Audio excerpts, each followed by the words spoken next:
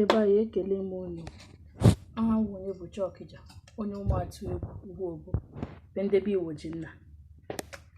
O were one of my friend kpọrọ m na phone, sị m na m ga-abịa Turkey. M si ya m si ya elekwanne ụdị ọrụ nọ nga ya, ọ sị m na ọrụ ụlọ. M si oke so gbadị na nga ama m ihe agbara m dị iche na ihe m bịara ime.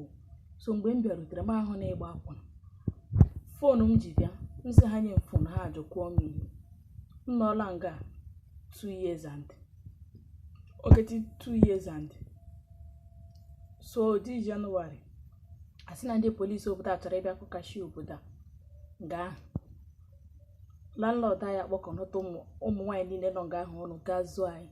So meshi nga ahụ gwazie ọsọ. M na-ayọ unu biko ka unu nyere m aka, achọrọ ọnụ m ịlọta biko. Onye m nọkwa nna nke akwụla m almost 4,200,000 but still dem a na-achọ ịhapụ m sizie my phone. Biko nụ onye m sị ka m nkọwa ọrụ unu ka unu nyere m aka na vida.